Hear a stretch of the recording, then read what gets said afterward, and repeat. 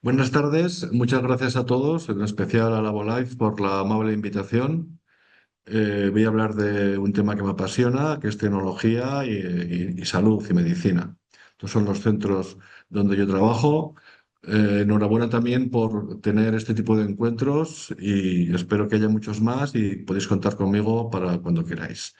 Eh, yo siempre suelo destacar que, bueno, no es que quiera poner mi currículum, pero soy responsable del área de neurotecnología e inteligencia artificial de la Sociedad Española de Neurología y también responsable del área de historia y cultura. Y esto siempre lo pongo al comienzo de mis presentaciones en relación con tecnología porque quiero enfatizar el impulso, el ánimo kantiano de todo lo que nos mueve a los neurólogos cuando hablamos de este tema, ¿no? El ser humano como fin último de todas las cosas y nunca como medio, cosa que tenemos que tener muy en cuenta en relación con la tecnología. Este es el esquema de lo que voy a contar muy someramente porque tengo que ser muy epidérmico. Vamos a empezar con la historia del futuro. Hay un cuento que se llama La vida en el año 6000 de un autor muy conocido que viaja al futuro, al año 6000 y hay una persona que le hace de Cicerone, que dice ser el doctor Micrococcus, ingeniero tricúspide. Y el personaje del cuento dice, bueno, a tal grado de fragmentación ha llegado a la profesión médica. Le dice que de la medicina ya no existe más que la palabra y que solamente hay una carrera, que es la de mecánica biológica e ingenieros biológicos, que no es más que una aplicación de la mecánica racional y del alto cálculo al estudio de los fenómenos de la vida normal o desviada. Y dice más cosas. Basta obtener las curvas, tomar las cifras máximas y mínimas, anotar en la máquina diagnosticadora estas cifras y tomar nota de la enfermedad y tratamientos que aparecen en una casilla del aparato. De suerte que el papel del médico no es más que el de tomar los datos o elementos diagnósticos que de todos los demás las tablas de logaritmos terapéuticos se encargan. Este cuento fue escrito por el Nobel español don Santiago Ramón y Cajal hacia 1885-86, hace 140 años. Nos está hablando de la inteligencia artificial y de los derroteros que él pensaba que iba a tener la medicina del futuro. Incluso utiliza la palabra logaritmo, que es un anagrama de algoritmo, es muy curioso, aunque no son lo mismo, evidentemente, y tienen etimologías diferentes. Bueno, yo creo que es un hallazgo interesante y una buena forma de comenzar. ¿Cuál es la situación actual de la IA, de la inteligencia artificial y las tendencias? Bueno, pues todos sabemos lo que pasó, estamos muy tranquilos. En la SEN desde 2017 tenemos un grupo de trabajo que se llama Tecnosen y hacemos cursos de programación en Python y hablábamos de Machine Learning y Deep Learning, etcétera, pero el 30 de noviembre de 2022 sale ChatGPT 3.5 y en abril de 2023 sale ChatGPT 4.0. Empiezan a salir otras empresas que sacan modelos cada vez más potentes. Los chatbots originalmente solamente de verbales comienzan a hacerse omnimodales y se empieza a hablar de la inteligencia artificial general, aquella que supera a un humano bien formado en todas sus capacidades cognitivas, incluso de la superinteligencia artificial, la ASI, aquella inteligencia dotada de consciencia, de moral, de voluntad, de propósito, capaz de autorreplicarse, de crear otras IAs y absolutamente ingobernables. Estos temas que antes eran propios de la futurología o de la filosofía prospectiva o de la ciencia ficción, pues ya forman parte del ámbito académico y hay empresas que están, bueno, la mayoría de las empresas de ella buscan la allí y ya veremos qué nos depara el futuro y cómo gestionamos todo esto. Esta es la hoja de ruta más aceptable, que es la de Jensen Huang, el CEO de NVIDIA. Estamos ahora en la fase de IA generativa e IA agéntica. No vamos a explicar qué es la IA agéntica, búsquenlo en Internet y luego la más interesante de toda es la IA física, es cuando esa IA se encarna en robots y estos robots empiezan a interaccionar con otros y comenzarán a saber qué es la mismidad y la alteridad y tendrán un modelo de mundo, etcétera. Y es seguramente donde la verdadera inteligencia artificial se acelerará más de lo que se está acelerando ahora y hará cosas como operar de forma automática posiblemente, ¿no? Entonces estamos en un mundo muy apasionante, pero muy peligroso si no lo gestionamos bien. Sea cual sea el tipo de inteligencia artificial, sea la IA discriminativa clásica de toda la vida, el aprendizaje automático, el aprendizaje profundo, o sea cualquiera de estas inteligencias generativas o inteligencias frontera o de vanguardia o cointeligencias, inteligencias complementarias, en medicina pues valen para el diagnóstico, la prescripción, el pronóstico, luego también el análisis automático de imágenes, la capacidad de hacer un diagnóstico automático pues, de placas, de resonancias, de electroencefalogramas, incluso de registros de estudios, de otros estudios neurofisiológicos, por supuesto, todo lo que concierne a la robótica y a la sensórica, por ejemplo, llevar un anillo en el dedo que nos monitorice un montón de funciones, pues eso también está gobernado por IA y luego pues el mundo de las interfaces cerebro-computadora que nos mete en el transhumanismo, incluso en el poshumanismo, pues también ya tenemos bastantes ejemplos de los que podemos hablar. Luego decir que la mayoría de los modelos de IA están inspirados evidentemente en sistemas biológicos, como es el sistema nervioso, y que posiblemente pues, la IA también nos ayudará a entender cómo funciona el sistema nervioso. Pues, ya muchos somos los que decimos que el sistema nervioso también funciona por probabilidades, el sistema nervioso humano, o sea, el pensamiento humano, es estocástico, es probabilístico, no es determinista. Pero me gusta este círculo para que sepamos que, bueno, pues la IA no deja de ser también un producto humano y nos va a ayudar a explicarnos como humanos. El médico debe formarse en inteligencia artificial. Este es un pequeño ensayo clínico pues, muy conocido. Se cogió a 50 médicos, a la mitad de ellos se les puso una serie de supuestos clínicos que tenían que resolver con las herramientas habituales, pues con Google o con libros o con PubMed o lo que fuera, y a otros, además de eso, se les dejaba utilizar la versión 4 Plus de GPT. ¿Cuáles son el grupo de médicos que mejor solucionó los casos clínicos propuestos? Pues ninguno de los dos. Los dos lo hicieron igual y el grupo que mejor lo hizo fue el ChatGPT 4 Plus solo, sencillamente cargándole los casos y sin interferencia del ser humano, pues los diagnosticaba mejor. Esto lo que nos dice es que los médicos tenemos que aprender a utilizar la inteligencia artificial para que nos ayude a hacer diagnósticos más precisos. Es decir, hace falta aprender a utilizar. Me parece sencillo, pero hay una serie de normas y de trucos. Incluso ya se hablan de hojas de ruta de diferentes grados de especialización en medicina, pues desde unas aptitudes básicas como que sería lo que tengo yo. Por mucho que me guste y por mucho que me inviten a hablar, yo creo que sigo teniendo unas skills básicas. Unas ya, siguiente paso sería eh, proficient, ahora no me sale la traducción, y luego pues un nivel experto, ¿no? Y en cada uno de ellos pues ser capaz ya no de trastear o de resolver un caso con un chatbot, sino ser capaz de hacer un ensayo clínico, incluso de diseñar modelos. En relación con la IA discriminativa en medicina, voy a poner una serie de ejemplos, un poco para que veamos por dónde van los tiros. IA discriminativa, pues es el Machine Learning y el Deep Learning clásico. La mayoría de los trabajos están orientados al diagnóstico, al pronóstico, al tratamiento. Evidentemente, estamos en medicina también. Hay trabajos sobre prevención. Entonces, a mí los que más me interesan son aquellos que tienen una aplicación neurológica más directa y resuelven problemas más grandes, ¿no?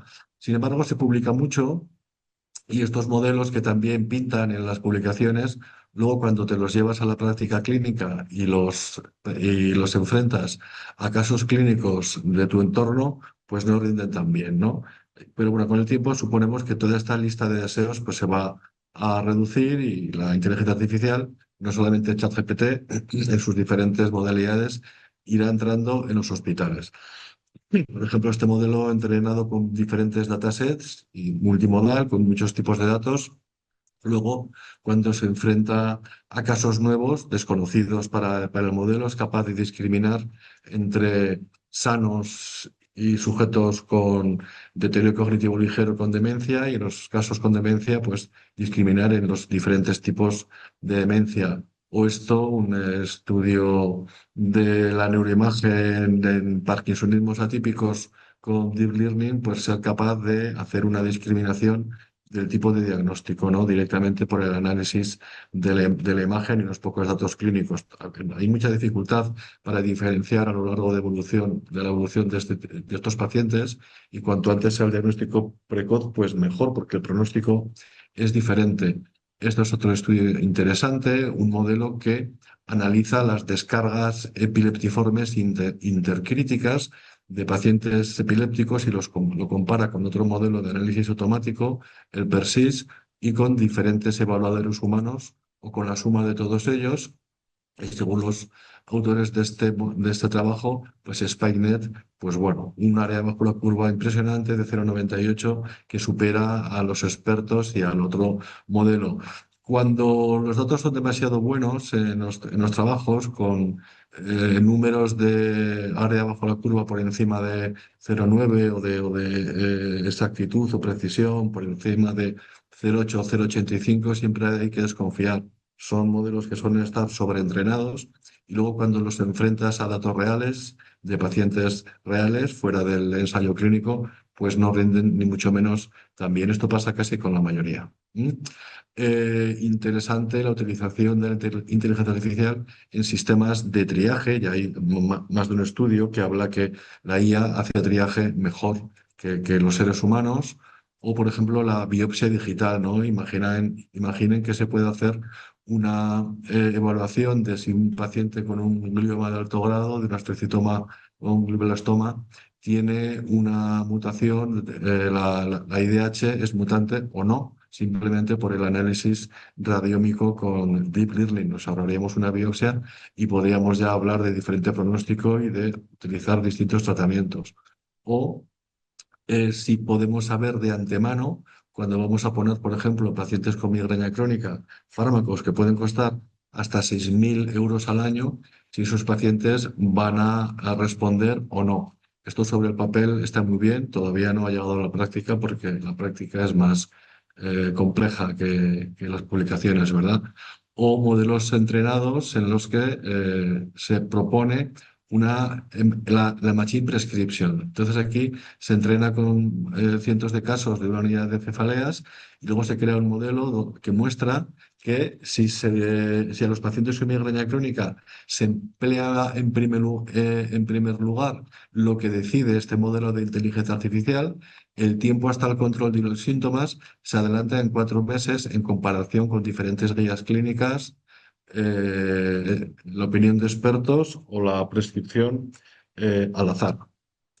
O este me gusta mucho también, esto es de un ensayo clínico, simplemente por el análisis de un tag sin contraste. Este modelo ya es capaz de predecir con alta probabilidad, como en la ventanita de la derecha, una oclusión de gran vaso, de manera que todo el circuito, hasta que este paciente llegue a una unidad de ictus o a la cama de trombectomía, pues se puede agilizar muchísimo. Hay trabajos donde se utilizan modelos de IA en el ictus y, bueno, prácticamente reducen a la mitad el tiempo desde la puerta hasta la aguja, hasta la cama de trombectomía. Otros muy curiosos y muy llamativos, como por ejemplo utilizar resonancia magnética de solamente 0,05 teslas, que son portátiles, pesan poco, no necesitan aislamiento de campo magnético ni de radiofrecuencia, y mediante un sistema de inferencia con una referencia de una resonancia de 3 teslas, con solamente 0,05, pues ser capaz de hacer una reconstrucción aproximada de lo que sería esa resonancia en realidad. Imaginemos esto, por ejemplo, en países con bajos ingresos. La cointeligencia en medicina sería qué va a pasar, qué está pasando ya con la inteligencia artificial generativa, Frontera, bueno, ChatGPT, con Claude, con Grok, con Gemini, etcétera, etcétera, etcétera, etcétera, o las IAs chinas y la IA agéntica. Bueno, pues yo voy a dar aquí mi opinión. A mí me gusta el término cointeligencia lo tomo para esta inteligencia, porque bueno, tenemos que aprender a convivir con ella, pero no delegar todo nuestro pensamiento en ella, no coger la manzana, porque entonces tendremos consecuencias y no solo cognitivas, sino como seres humanos. Luego lo intentaré explicar. La idea es de un libro de Ethan Mollick. No es un buen libro, no lo recomiendo, pero bueno, yo me lo leí hace un par de semanas. Entonces, a mí podemos hablar de muchas cosas, pero lo que más me preocupa es la formación de los médicos jóvenes. Es decir, qué puede estar pasando en la formación si se abusa de herramientas como ChatGPT o OpenEvidence o IAs tipo ChatGPT especializadas en medicina como Glass Health. Yo creo que hay que tener estas herramientas a nuestro favor. No se puede hacer una delegación en la fase de aprendizaje a las primeras de cambio, porque entonces no vamos a aprender el método clínico, inductivo, deductivo, y se nos va a ir al traste todo el pensamiento neurológico que hemos utilizado durante siglos. Motivo de consulta, qué le pasa, desde cuándo, a qué hora atribuye, anamnesis, exploración física. Y bueno, y capacidad de solamente con estas manitas de ser capaces de inferir de un diagnóstico topográfico etiológico solamente en una primera visita y recomendar las pruebas complementarias más adecuadas. Si esto los residentes nuevos no consiguen formar en su cabeza a fuerza del aprendizaje teórico y de la experiencia con todos los casos clínicos que habían durante la residencia, tanto la planta como las urgencias como la consulta, pues no van a tener suficientes argumentos para después saber si la respuesta que les da una inteligencia artificial es una alucinación, no es errónea o es probable que acierte o no. Es decir, si tú no tienes formación en medicina, una formación sólida, vas a tener un vacío clínico y luego, como decía Claude Bernard, quien no sabe lo que busca no entiende lo que encuentra. Esto es muy también aplicable a los pacientes que van a ChatGPT a buscar información y como la medicina no es un lenguaje complejo, no estamos hablando de física cuántica, pues parece que lo entendemos y no ChatGPT nos lo explica, pero es que un médico necesita 10, 20, 30, 40 años para entender algunas cosas y no se puede pretender a la primera de cambio, pues dar por bueno lo que las IAs nos aportan. Esto es tan válido, digo, como para los pacientes, sobre todo a los médicos en formación, pero también para nosotros, los neurólogos senior. Se sabe ya desde hace no mucho, bueno, desde que se empiezan a utilizar todas estas herramientas, que mayor confianza en la inteligencia artificial pues se traduce en una menor autoconfianza y un menor pensamiento crítico. Y además hay algunos estudios, y este no es el único, que ya hablan de una deuda cognitiva, de manera que delegar todo nuestro pensamiento en ChatGPT, aparte de producir una menor conectividad cerebral, luego esos resultados de la IA, aunque a corto plazo nos pueden salvar del problema, si nos preguntan dentro de una semana, como se muestra en este estudio, de qué habíamos escrito o cuál era el tema con el que habíamos trabajado en la IA, es posible que ni nos acordemos siquiera. Voy a ir terminando. El hombre máquina y la máquina humana.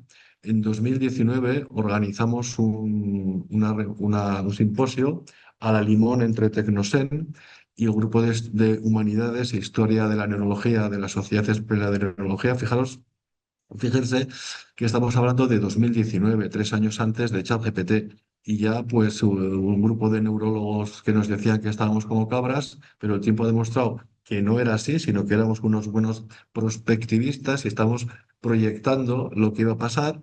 Pues hablamos, pues el hombre-máquina, pues las interfaces cerebro-máquina, prótesis corporales, exocerebros digitales, neuromejora, neurohacking, poshumanismo y luego pues todo lo que tiene que ver con la IA, incluso con la inteligencia artificial en general o la ética para circuitos integrados, ¿no? Que llegamos a hacer una ponencia. Eh, todo lo que ha pasado después, pues nos dio la razón en el sentido de que todo lo que planteábamos en ese simposio se está cumpliendo, y se está cumpliendo además a rajatabla, y hay trabajos tan sorprendentes, perdón, sorprendentes como este de 2023, en el que analizando la señal Volt de la resonancia magnética cerebral en tres sujetos, no voy a contar cómo se hizo el entrenamiento porque no hay tiempo, el sistema después cuando eh, los sujetos escuchaban algo distinto a lo que escucharon durante la fase de entrenamiento, simplemente analizando la señal Volt de la resonancia magnética cerebral, el sistema era capaz de hacer una reconstrucción con bastante aproximación semántica, es decir, detectaba el meollo de la cuestión, no de forma literal, de lo que escuchaban. Incluso cuando los sujetos pensaban, con simplemente pensar durante un minuto, pues una idea, un cuento, lo que fuera, el sistema era capaz de decodificarlo. De tal modo que ya se empieza a hablar un poco de este continuo en el que tenemos que decidir los humanos hasta dónde queremos llegar o quiénes queremos ser. Yo desde el humano puro, fuera de la IA y de la tecnología, el centauro y a tecnología, pero con el hombre como líder de todo esto y la tecnología como complemento, a una equidad en el peso de los dos, o el minotauro, que estaría, pues el hombre estaría en el bucle, pero la responsabilidad la tendría la IA, o simplemente una IA pura, de manera que el hombre estaría fuera, es decir, una inteligencia artificial general, una superinteligencia que toma decisiones por sí misma, sin preguntar y sin ayuda del hombre. Yo creo que la medicina se tiene que manejar actualmente y en el futuro en el centauro, porque la inteligencia artificial en medicina no es una opción, yo creo que es una obligación, porque recorta mucho o nos va a ayudar a recortar mucho los tiempos hasta el diagnóstico, o los tiempos hasta coger, hasta llegar al control más eficaz del paciente, y eso siempre es bienvenido. Bueno, la medicina es mucho más compleja que hacer un diagnóstico o que indicar el tratamiento más eficaz a la primera. Muchas enfermedades son crónicas y factores que desde luego no están sujetos a la inteligencia artificial. Centauro sería, ya estaríamos hablando de transhumanismo, y el Minotauro y la IA pura ya sería un poshumanismo. El mismo Geoffrey Hinton, que fue el director científico de Google hasta hace 3 años, y en 2024 se le otorgó el premio Nobel de Física, un informático, dijo que el ser humano era un camino más, no, un paso más en el camino de la inteligencia. De hecho, no hablaba de la inteligencia artificial, sino de la inteligencia como algo muy místico, ¿no? O sea, fijaros hasta qué punto personas muy notables pues están contemplando todos estos aspectos actual. De manera que, insisto, tenemos que definirnos qué queremos ser de mayores, qué quiere ser el ser humano, ¿no? Tenemos que también saber que hay una nueva relación paciente y a médico. Hasta toda la vida ha sido así. Con Google los pacientes buscaban información en Internet, buscaban información sobre su enfermedad o buscaban información sobre el médico que les iba a atender, y ahora ya vienen, esto es una neurona artificial, eh, ya vienen con una segunda opinión, ¿no? Incluso a la consulta. Bueno, pues tenemos que empezar a saber gestionar todo esto. Esto es una charla aparte, y bueno, hay 50.000 cuestiones que podemos hablar en otra ocasión. En relación con la adopción de la IA y de la tecnología, yo cuando me contacta una empresa, por ejemplo, porque tiene una solución que me va a resolver todos mis problemas en la consulta o en el hospital, o analizo un trabajo o analizo un avance, yo me pregunto, y creo que todos nos deberíamos preguntar, si todo aquello que es factible es necesario, si dentro de lo que porque hay muchas cosas que son factibles que no son necesarias, incluso peligrosas, si dentro de lo necesario es prioritario, como eso que, pues, bueno, que he comentado yo antes, sistemas que acorten tiempos diagnósticos o sistemas de triaje, ¿no? Serían prioritarios. Luego, si está validado, una validación interna, por decirlo así, cuando se valida el modelo por el equipo que lo valida, y luego una validación externa en otro centro, en otra población, en otro país, que pues hable a favor de la generalización de ese modelo de inteligencia artificial. Pero lo más importante de todo es si es útil, que puede ser todo lo anterior, pero si no mejora la mortalidad de mi hospital o los resultados en salud, el número de reclamaciones o el número de bajas laborales de mi servicio, dependiendo de para qué sea ella, pues no me vale, ¿vale?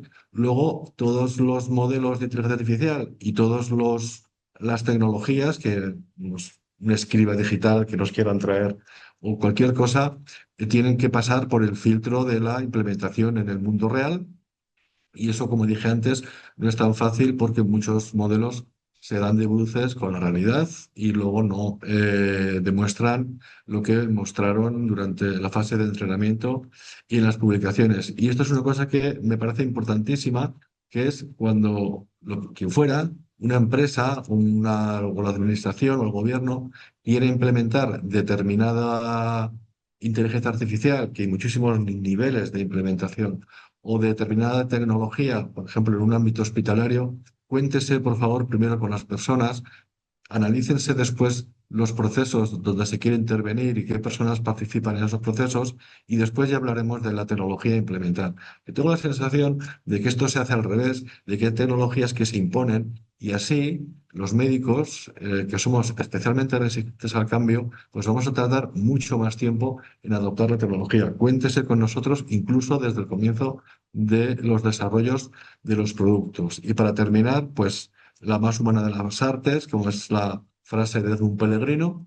Este es un diagrama de Medical Futurist, tendrá 5 o 6 años y meten unos ejes cartesianos, pues aquellas especialidades que son más susceptibles de ser suplidas por sistemas electrónicos de ella y aquellas más resistentes, ¿no? Y aparece la neurología o la medicina general o la psiquiatría como, digamos, las más humantinas, ¿no? El último reducto porque son más creativas y menos repetitivas y porque están más basadas en la interacción con el paciente y menos basadas en datos. La mala noticia es que absolutamente toda la práctica clínica se puede basar en datos y la demostración es los sistemas de escriba digital que en teoría están orientados a tener un mayor contacto con el paciente, hacer una medicina más humana, tener menos fricción con el ordenador, etcétera, y que nos hagan parte del trabajo. Pero bueno, ya le estamos enseñando a ese escriba a hacer la historia clínica, por un lado, tenemos que analizar si los médicos queremos enseñar a hacer historias clínicas a sistemas que pueden diagnosticar mejor que nosotros. En fin, ahí dejo la idea. Como decía, la medicina es la más humana de las artes, la más artística de las ciencias, la más científica de las humanidades, un aforismo del médico filósofo americano Edmund Pellegrino. Este es el estado de mi WhatsApp, de hecho, y yo creo que debe ser así y debe ser siguiendo así por mucha tecnología en la que podamos apoyarnos. De hecho, se plantean escenarios distópicos o utópicos. He puesto a la izquierda a Cajal por esa admonición, esa advertencia que nos hacía ya del devenir de la medicina ya por 1885 y cómo acertó sobrecogedor, y luego por otro lado un punto de vista utópico, ¿no? El que propondría Edmund Pellegrino, el distópico. Bueno, pues estamos delegando tantas cosas a la inteligencia artificial que al final perdemos todas nuestras habilidades, incluso perdemos los médicos humanos, tomamos menos decisiones, aprendemos mejor, incluso somos peores médicos por esa falta de contacto con los pacientes o con la medicina que nos enseñaron nuestros maestros. Y por otro lado, habría una visión más utópica donde se delegarían funciones repetitivas y otras, pues, que mejoraríamos ciertas habilidades y aprenderíamos más rápido y mejor, seríamos mejores médicos, más humanos, etcétera, etcétera, etcétera. Bueno, yo creo que esto es una cuestión que tenemos solamente esta diapositiva, ya da para un congreso o para un debate. La dejo ahí unos segundos y ya termino con creo que es la última.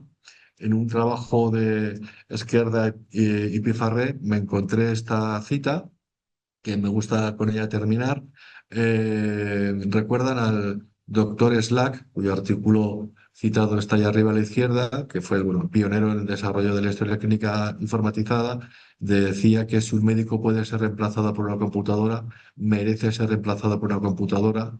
Yo creo que la actualización de la cita es, si un médico puede ser reemplazado por una inteligencia artificial, merece ser reemplazado por una inteligencia artificial. Ser médico hace 25 siglos con Hipócrates, hace 140 años con Ramón y Cajal, ahora y dentro de 50 años va a seguir siendo una profesión profundamente humanista que va a mejorar mucho con ayuda de la tecnología y, por supuesto, prevalecerán aquellos, los mejores médicos, y esos mejores médicos serán aquellos que sepan más medicina, hayan aprendido más medicina y luego tengan competencia en inteligencia artificial y en otras tecnologías para ayudar siempre a las personas. Muchas gracias por vuestra atención y otro día más. Gracias.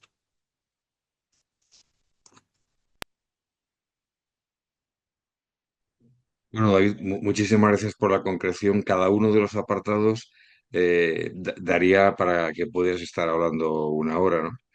Eh, a mí, personalmente, y en esto quiero un poco preguntarte, lo que me parece es que podríamos poner una máxima que sería: la inteligencia artificial es una herramienta poderosísima, pero la inteligencia emocional es una necesidad.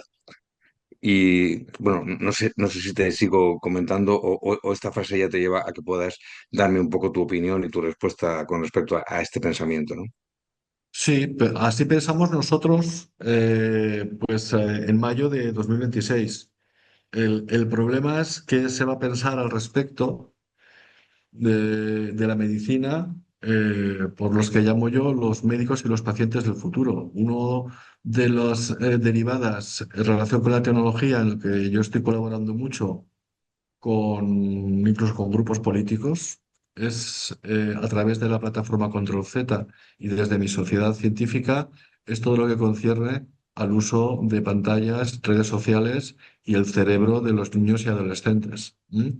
Entonces, estas personas que tienen una serie de problemas de neurodesarrollo, de salud mental, etcétera, creciente, una inatención, una disminución de la capacidad de aprendizaje y un pragmatismo y una vida y una despreocupación con el futuro y un carpe diem como muy llamativo, no sé qué van a pensar de la medicina, porque van a ser los médicos del futuro, pero también son los pacientes del futuro. Son esos niños que están los ocho amigos sentados en un banco, todos con el móvil. A veces hablando entre ellos, estando hombro con hombro, pero hablando por WhatsApp, ¿no? Situaciones que son absolutamente kafkianas, pero que todos conocemos. Entonces, ¿cuál es nuestro trabajo? Y no es por romanticismo, ¿eh? Es porque creemos que es lo mejor, es intentar preservar ese toque humano, absolutamente, ese contacto emocional, esa preocupación por el paciente, esa capacidad de errar incluso, porque nos ha enseñado muchas cosas. La perfección nunca ha sido buena, prácticamente nada, pero eso depende de nosotros, de los médicos de la actualidad, que estamos también ayudando a formarse a los médicos, a los futuros residentes y luego pues también de alguna manera tenemos que ganar un relato sobre qué ha sido la medicina, qué es y qué queremos que sea. No puede ser que ya haya gente que prefiera consultar vía online a través de Zoom con su psicólogo desde su casa con una mano cogiendo ganchitos y con la otra con el móvil en vez de levantarte del sofá, un cacho vago, vete, espera 20 minutos en la sala de espera y habla frente a frente con un profesional que te va a ser mucho más eficaz. Pero esas preferencias yo no sé cómo las van a tener la gente del futuro a medio plazo. De manera que ahí, mira, ahí tenemos un punto de trabajo importante. ¿Mm? Totalmente, totalmente de acuerdo con lo que dices. Fíjate que además mi percepción es que la inteligencia artificial llega en un momento en el que la práctica de la medicina está ampliamente criticada por todos los sectores y fundamentalmente los pacientes de deshumanización, ¿no? Y que de alguna manera una gran tarea desde el punto de vista personal y también desde el punto de vista docente es humanizar la medicina, integrando todos los saberes, digamos, no directamente científicos, es decir, la música, el cine, la literatura, las narraciones, porque en definitiva nunca podemos olvidarnos que lo que los pacientes nos cuentan no son diagnósticos, sino son narraciones, son biografías. Y la medicina es, digamos, una exploración narrativa hacia el corazón y la mente y las preocupaciones del otro. Sí, de hecho, diagnosticar es fácil. Quiero decir, pues he tenido experiencia y ahora incluso las enfermedades raras, pues, a poco bien que hayas hecho la historia, la anamnesis y a poco bien que hayas dirigido las pruebas complementarias, si fenotipas bien a ese paciente y estás bloqueado por un caso complejo, pluripatológico, una mutación que no hay manera de dar con ella, eso lo metes bien en la coctelera de una buena IA y te lo va a sacar. ¿M? Es decir, pero eso es la enfermedad es fácil, pero luego está la persona. ¿M? Esta semana he hablado para una asociación de pacientes con fibromialgia de Pamplona y les explicaba la diferencia entre la enfermedad y la persona. Y es que nunca habían oído a nadie hablar de algo tan obvio, ¿no? Mm. Y entonces, ¿qué va a pasar ahora con este tiempo, en teoría, que vamos a tener de más en la consulta? Porque no vamos a estar haciendo clics y vamos a poder mirar al paciente a la cara. ¿Vamos a humanizar más la medicina o por contra y de forma paradójica se puede deshumanizar? Pues yo no lo tengo tan claro, porque hay una diapo que yo suelo utilizar, que es dos manos, una mano humana y una mano tecnológica que viene a decir el high tech, high touch, ¿no? Alta tecnología, mayor contacto. Pero yo no sé, tengo la sospecha de que tal como está la medicina y con las listas de espera, un gestor, que son gente que precisamente no tienen idea de lo que es pasar una consulta y de lo que es soportar a diario el padecimiento del otro, eso lo puede ver como una oportunidad para aumentar el número de casos a evaluar a diario, ¿no? Todo ese tiempo que no utilizas en teclear o en pedir las pruebas complementarias, pues en vez de verte 15 te vas a ver 25. Y yo sospecho que muchos políticos se están frotando las manos y están contactando con expertos para que de alguna manera les resuelva este pitote que hay actualmente con las listas de espera, con los médicos, etcétera. Yo creo que bueno, ya nos han depauperado al máximo. La transferencia de pacientes a sistemas privados de salud está cogiendo velocidad, ya no es incremental, sino empieza a aumentar la pendiente.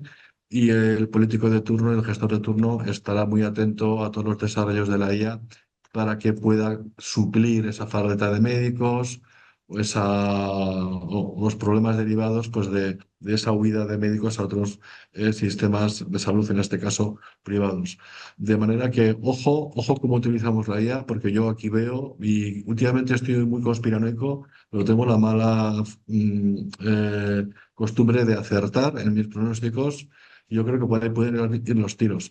Y solamente podemos ser los médicos los que podemos solucionarlo. Del mismo modo que podemos preservar nuestro arte de hacer la medicina, también tenemos que ser los protagonistas de estos desarrollos de inteligencia artificial. No podemos ser meros espectadores. Luego no nos quejemos.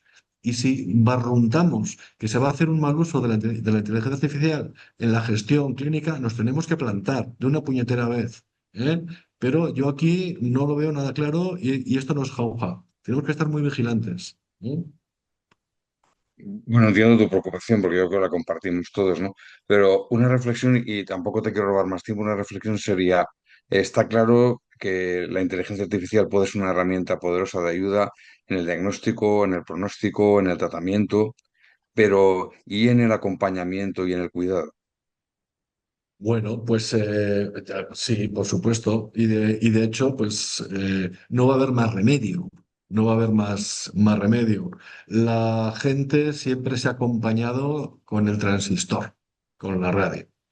Mi abuelo enviudó con 40 años, vivió hasta los 90 en un pueblo y salvo cuando nos veía los fines de semana, todos los inviernos lo pasaba solo allá y la radio era su compañera. ¿Eh? Y la radio era su compañera. Entonces, la soledad no deseada, que es una sensación subjetiva, estar solo no es estar no rodeado de gente o tener gente lejos, es sentirte solo y sobre todo te sientes solo en las grandes ciudades, es un problema en aumento. Esto lo saben muy bien en Japón y en otros países que están teniendo ya el problema que tendrá España en 2050, que es que la pirámide demográfica ya va a ser más parecido a un vaso canopeo, y hay una cierta maldad en lo que digo, en donde guardaban los egipcios corazón, etcétera, que una pirámide. Entonces, la robótica asistencial ya está bastante desarrollada en Japón. ¿M? Incluso a mí me gusta mucho, pues las humanidades, por eso estoy aquí. Me gusta la música, me gusta el cine. Hay una película que se llama Un amigo para Frank, ¿eh? Que va pues de una persona mayor que vive sola, que ya tiene un poco de teoría cognitivo, entonces le ponen un robot. Pero claro, los robots que vienen ahora van a ser prácticamente humanoides, pero con poco oide. En cuestión de años vamos a poder convivir con auténticos amigos que no van a ser Tamagotchi, sino que van a caminar, eh, van a poder venir con nosotros en el coche y así no nos multarán cuando vayamos por el Buswao y vamos a poder hablar con ellos de lo que queramos. ¿Eh? Y incluso podré diseñar la personalidad de mi robot. Yo quiero que sea como Santiago Ramón y Cajal y se leerá todo Santiago Ramón y Cajal y todo lo que se ha escrito sobre él y me contestará. Esto que he dicho ahora se puede hacer en 20 minutos. En 20 minutos con muy pocas líneas de escribir en el ordenador. De manera que, bueno, ahí sí veo yo una buena oportunidad porque hay gente muy sola. ¿Eh? Pero a los niños les tenemos que obligar a que salgan a la calle, que dejen los móviles, porque si no ellos sufrirán esa soledad. Ese es un problema que tenemos ahora. El robot va a ser un parche, vamos a intentar trabajar como sociedad en evitar la soledad no deseada y en evitar e intentar que haya menos necesidad de esos robots de compañía. Pues vamos, bienvenidos sean en muchas circunstancias, claro.